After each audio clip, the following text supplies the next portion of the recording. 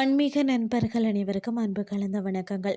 இன்றைக்கு நாங்கள் ஆன்மீகம் சம்பந்தமான பதிவில் பார்த்தீங்கன்னா, மகாலட்சுமியின் அருளால் செல்வ செழிப்புடன் வாழணும்னு சொன்னால் என்ன பரிகாரம் செய்யணும்னு சொல்லி பார்க்கலாம்.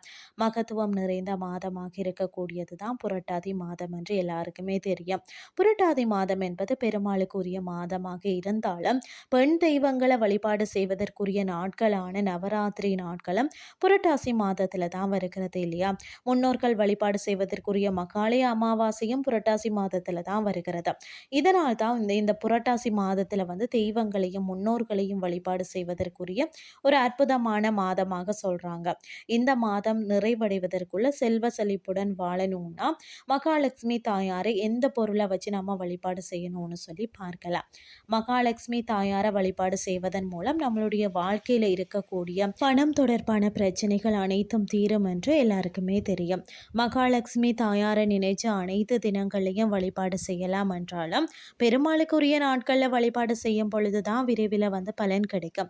அந்த வகையில் புரட்டாசி மாதத்தில் பெருமாளை வழிபாடு செய்வதோடும் மகாலட்சுமி தாயாரையும் சேர்த்து வழிபாடு செய்தோம்னு சொன்னால் நம்மளுடைய பணம் தொடர்பான பிரச்சனைகள் அனைத்தும் தீரும். அப்படிப்பட்ட புரட்டாசி மாதத்தில் வரக்கூடிய புதன்கிழமை அன்று ஒரு சில பொருட்களை நாம் மகாலட்சுமி தாயாருக்கு வாங்கி கொடுக்கணும். அப்படி கொடுத்தோம்னு சொன்னால் மகாலட்சுமி தாயார் மனம் மகிழ்ந்து நம்மளுடைய பண பிரச்சனைகள் அனைத்தையும் தீர்த்து வைப்பார்கள். ஒருவேளை புதன்கிழமை வாங்கி தர முடியலன்னு சொன்னால் வியாழக்கிழமையோ வெள்ளிக்கிழமையோ கூட நீங்கள் வாங்கி கொடுக்கலாம். இந்த பொருட்களை நீங்கள் மகாலட்சுமி தாயார் வீட்டிருக்கக்கூடிய ஆலயத்தில் தான் வாங்கி கொடுக்கணும் என்பதும் நான் சொல்லிக்கிறேன். புதன்கிழமை போனீங்கன்னு சொன்னால் புதன் கோரையில் சென்று இந்த பொருட்களை வாங்கி கொடுக்கலாம். வியாழக்கிழமை சென்றீங்கன்னு சொன்னால் நீங்கள் மாலை 5:30க்கு பிறகு இந்த பொருட்களை வாங்கி கொடுக்கலாம். அதாவது குபேர நேரத்தில் நீங்கள் வாங்கி கொடுக்கலாம். வெள்ளிக்கிழமை நீங்கள் போகிறதாக இருந்தீங்கன்னு சொன்னால் சுக்கிர கோரையில் வாங்கி கொடுக்கலாம். அந்த பொருட்களை தான் நீங்கள் பச்சை நிற புடவை, பச்சை நிற ரவிக்கை துணி, பச்சை நிற கண்ணாடி வளையல், மற்றது மிகவும் வாசனை மிகுந்த பச்சை நிறமுடைய மறிக்கொழுந்து, இந்த பொருட்களை தான் நீங்கள் மகாலட்சுமி தாயாருக்கு வாங்கி கொடுத்து உங்களுடைய பேரில் அர்ச்சனை செய்யும் பொழுது உங்களுக்கு இருக்கக்கூடிய அனைத்து விதமான பிரச்சனைகளும் நீங்கள் சகல செல்வங்களையும் பெற்று சிறப்புடன் வாழலாம். இயன்றவர்கள் அன்றைக்கு வீட்டில் இருக்கக்கூடிய மகாலட்சுமி தாயாருக்கு மறிக்கொழுந்த மாலை கட்டி அணிவிச்சு வழிபாடு செய்கிறது கூடுதல் பலனை தரும்.